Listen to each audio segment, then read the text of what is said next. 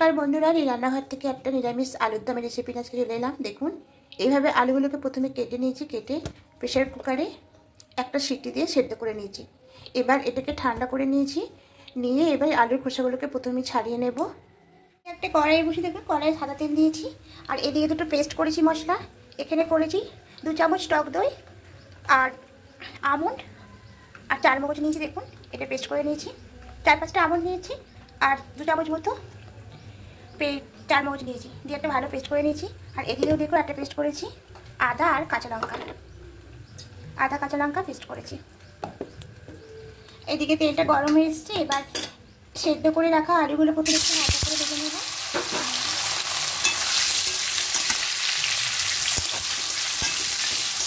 তুলে নিয়েছি।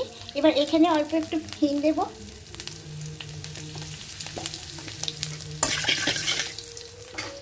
গোটা জিরে দেবো, দুটো শুকনো তেজপাতা দেবো, একটু হালকা নাড়াচাড়া করে নেব। একটা সুন্দর গন্ধ বেরিয়ে এসছে। এবার এখানে আদা আর কাঁচা লঙ্কা পেস্টটা দিয়ে দেবো। হালকা নাড়াচাড়া করে নিয়েছি, সুন্দর একটা গন্ধ বেরিয়েছে। এবার এখানে যে 4 মগজ, আমন্ড আর টক দইটা পেস্ট করেছিলাম এটাও দিয়ে দেবো। এবার বাকি গুঁড়ো মশলাগুলো এখানে অ্যাড করবো। ধনিয়ার গুঁড়ো, হলুদ গুঁড়ো, জিরে গুঁড়ো আর কাশ্মীরি লঙ্কার গুঁড়ো, কালারটা দেওয়া করার জন্য। আপনারা একটু দিতেও পারেন, নাও পারেন। এবার খুব ভালো করে একটু কষিয়ে নেবো। এবার মিক্সিতে ধুয়ে জলটা দিয়ে দেবো। এখানে বেশি দেবো না, অল্পই জলটা দেবো। দিয়ে একটু মশলাটা খুব ভালো করে কষিয়ে নেব। তেল ছাড়তে শুরু করে দিয়েছে, মশলাটা খুব ভালো করে কষিয়ে নিয়েছে। এবার এখানে পরিমাণ মতো লবণটা অ্যাড করে দেবো।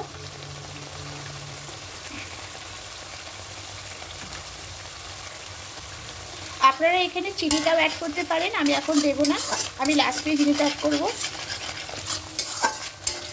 খুব ভালো করে মিশিয়ে নিয়েছি। এবার ভেজে রাখা আলুগুলো দিয়ে দেবো। দিয়ে 2-3 মিনিট একটু ভালো করে কষিয়ে নেব সমস্ত মশলার সাথে। খুব ভালো করে মশলাটা কষিয়ে নিয়েছি। এবার অনবরতই নাড়তে হবে, যেহেতু এখানে 4 মগজ আর আমন্ডটা দেওয়া আছে। দেখুন একদম শুকনো হয়ে গেছে, মশলাটা খুব ভালো করে কষানো হয়ে গেছে। এবার মিক্সিতে দিয়ে বাকি জলটা এখানে দিয়ে দেবো।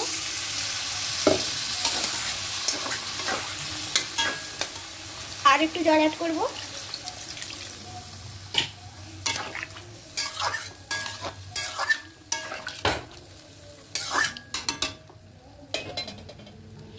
এবার ঢাকা দিয়ে কিছুক্ষণ হতে দেবো। ফ্রাই প্যান বসিয়েছি। এবার এখানে কিছুটা ঘি দেবো। ক্যাপসিকাম ঠিক এভাবে রেখেছি, 8খানা নিয়েছি। আর একটা টমেটো নিয়েছি আর 2টো কাঁচা লঙ্কা নিয়েছি। এবার ঘিয়ের মধ্যে দিয়ে দেবো।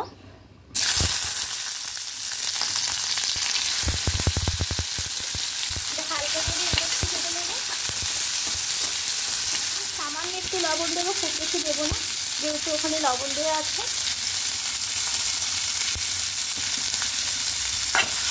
এবার ঘিয়ের মধ্যে এটাকে হালকা করে একটু ফ্রাই করে নেব। সব করে দেবো দিকে। এদিকে ঢাকাটা খুলে নেব।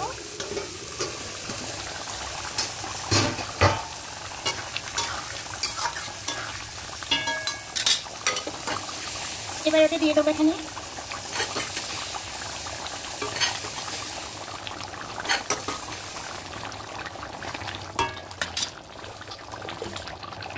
এবার উপর দিয়ে ধনেপাতা কুচি দিয়ে দেবো।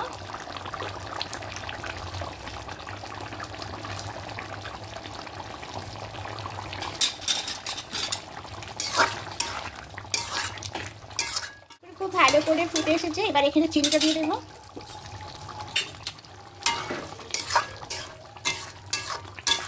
এবার আরও কিছুক্ষণ ফুটিয়ে নেব, একটু জলটা শুকিয়ে যাওয়া পর্যন্ত।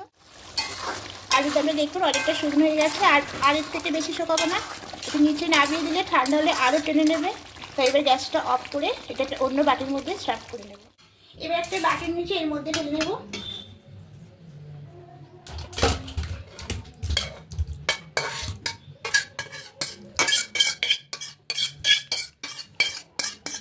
অন্যটা পাত্রে নামিয়ে নিয়েছি। এর উপর দিয়ে কিছু জিনিস দেবো, আরও একটু ভাজা মশলা দেবো।